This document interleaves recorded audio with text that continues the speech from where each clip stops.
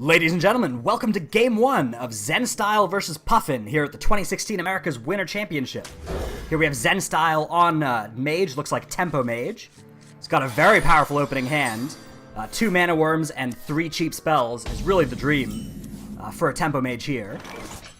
Over on Puffin's side, he's got that SI7 agent. That'll do some good, helping him get back in control of the board. But we'll have to see whether he can handle this early swarm. Relatively resilient 3 health minions from the Mage. Looks like Zenstyle's going to start off with that Mana Worm. Puffin will then use his hero power to equip a Wicked Knife there on his second turn. Back over to Zenstyle now. Zenstyle draws a Sorcerer's Apprentice for the turn. That's a really powerful card here, given how many cheap spells are in his hand. Unfortunately, neither Arcane Blast nor Arcane Missiles are the kind of spells that he wants to cast on this board. So looks like he's going to settle for going Sorcerer's Apprentice, thinking about maybe using the coin here as well, getting out that second Mana Worm. Instead, he's just going to attack for 1 with his existing Mana Worm, playing it relatively slowly here. Next turn, if he's uncontested, he's going to be able to do a great deal of damage, but it does not look like he will be uncontested at all. Preparation and Eviscerate are going to deal with that Mana Worm, and SI7 Agent is going to come down and very cleanly remove this board here from the Mage. That is a very powerful turn for Puffin. Takes control right back in the game, and really, a tempo swing that normally we would expect from the Tempo Mage has happened here in favor of the Tempo Mage's opponent in Oil Rogue. Luckily, Zenstyle is able to clear the board back while putting another threat in play. Once again, we have a turn that started with minions on one side of the board and ended with minions on the other side of the board. Very common in this matchup for both players to battle very viciously for the minions on the board. Now on Puffin's side, he's got a relatively awkward turn here.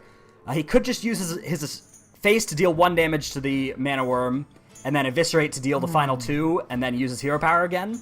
Or he could go ahead and use his Tinker Sharpsword Oil here. The problem with that is that he's got this Blade Flurry in his hand that really wants to be used in combination with that Tinker Sharpsword Oil in later turns.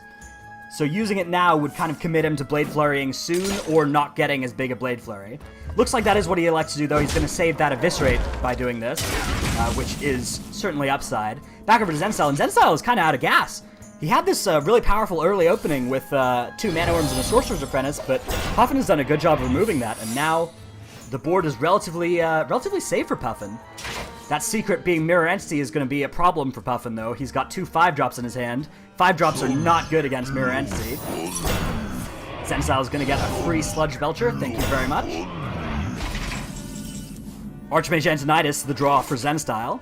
He's still got a coin in his hand, so that's going to prove if he can save that coin for 2 more turns, he'll be able to turn it into a Fireball, which would be excellent for him.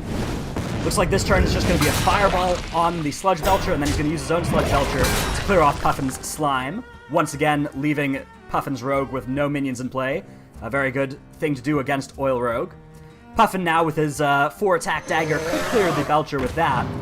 That would again make his Blade Flurry a little bit less effective for future turns, but looks like that's something he's comfortable doing to protect this Azure Drake. He's really interested in having a minion stick on the board so he can start doing things with it. Unstable Portal to draw for Zenstyle. This could be huge. There's so many minions that would have a huge effect on the game. Kalthazat! Oh! That is almost the right cost to be insane. You know, he was definitely looking for a big flashy legendary, but he was looking for one that cost just 1 less, so he'd be able to play it this turn as well. Instead, he's going to have to waste a lot of his mana, and next turn is he's already probably planning to play that Antonidas. Loatheb and Daggering Up going to be the play for Puffin, it looks like. And Puffin's got to be pretty ecstatic that his Azure Drake survived a turn here. Although the mirror images are going to stop him from being able to start putting on damage to Zenstyle's face. Zenstyle now draws an Azure Drake. So, he can't play Antonidas and the coin this turn because of Loatheb's effect. That's going to lead him to potentially consider playing one of these 5-drop minions. Looks like he is indeed going to play that Azure Drake. Draws into a counter spell. And he's going to ping to put another damage onto that opposing Azure Drake. Back over to Puffin now. He draws Sprint for the turn. Very powerful card as the game moves towards the late game. Looks like he's considering how he wants to deal with this board. These mirror images are actually proving to be very irritating for Puffin. They can either eat his whole minion's attacks this turn, or he could use Deadly Poison and Blade Flurry to clear the board. But it doesn't feel very good to trade Deadly Poison and Blade Flurry for Azure Drake and a mirror image. He's going to go ahead and cast Sprint to start things off. drawing into a Dr. Boom, a Blade Flurry, a Backstab, and another Backstab. So these two copies of Backstab would enable him to deal with the board as it stands. Looks like he's instead going to cast a Deadly Poison.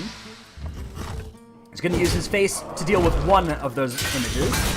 Lotheb clears another one, and then the 4-2 Azure Drake gets a nice trade into that 4-4 Azure Drake from Zenstyle. Zenstyle draws, and it's pretty awkward that he's got 3 casting cost spells in his hand. He's going to go ahead and cast one of them in Arcane Intellect here.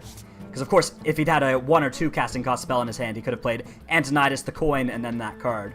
Now he's got to consider what he wants to do with 5 of his mana. Looks like he's just going to play Kel'Thuzad for the 6/8 body and for the value that it implies in future turns if it lives. That's going to probably force Puffin to deal with the Kel'Thuzad. Violet Teacher, the play for Puffin.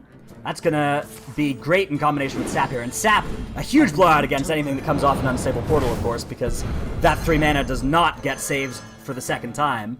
Lotheb's going to get in for 5, and now Puffin is pretty firmly in control of this game. It's not that Zenstyle doesn't have powerful things to do. He does. The problem is that Puffin has the board advantage, and he can trade his cards on his turn while also getting in damage to Zenstyle's face. And the game does not last very long when a rogue is being able to get damage in to your face, let me tell you. Puffin draws for the turn. It's a Blood Mage Thalnos.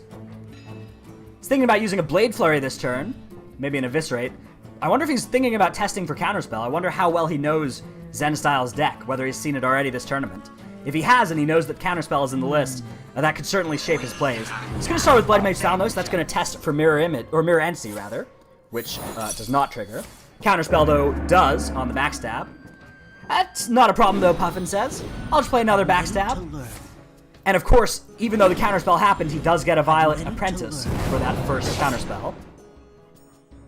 Now he's got 8 mana left. If he wants to cast Dr. Boom, he's not going to be able to play any more of his spells. Looks like Boom is not a priority, though. He's already got a full board with Dr. Violet Teacher. Spell power off of that Blood Mage Thalnos, enabling the Blade Flurry to deal all 4 damage remaining on Archmage Antonidas. Looks like he's just going to fire off this Eviscerate now for 5 damage. Get it in while it's good. Zenstyle now beginning his turn with 6 health. Does not look like he's going to have an easy way to deal with his board. He's going to have to get Flamewaker to do a lot of work for him. He's going to start with Flamewaker into Fireball onto the Lotheb. Okay, 2 good missiles so far. Mirror Image. Now we're going to get 2 more Flamewaker missiles. He's going to take down 1 Apprentice. His Fire Blast is going to take down another Apprentice. He's going to start using some emotes here to tell Puffin, you know, you might be ahead on board here, but I have the more powerful hero portrait in Medivh. Dr. Boom going to be the play for Puffin here. And now Preparation will enable him to play Blade Flurry and a hero power this turn. It'll also give him an extra Violet Apprentice off of that Violet Teacher.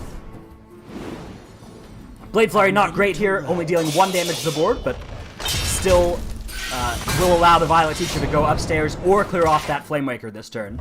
And looks like he's deciding that he can, having Zenstyle at 5 is going to be about the same as having him at 2, so he'd rather just deal with that Flamewaker, as that's really Zenstyle's only hope. Ethereal Conjurer, the play for Zenstyle. Cone of Cold, not what he was looking for. I think he was looking for a Frost Nova. Cone of Cold, unfortunately not going to do a great Frost Nova impression, given that there are 7 whole minions on the board. Both Boombots are going to go upstairs here. They deal 3 each, but that's going to be the end of the game here. Puffin, of course, having lethal, is going to wish Zenstyle a happy Feast of Wintervale. Gain some life all the way back up to 27. Looks like that is not going to be enough, though. Zenstyle is going to fall here to Puffin in Game 1 of this best-of-5 series. Puffin now taking the lead. Unable to play his Oil Rogue deck because this is a Conquest format match. He'll have to pick something else. Zenstyle, of course, allowed to play any of his 3 decks still until he gets a win with one of them. Stay tuned as we go into Game 2 of this series.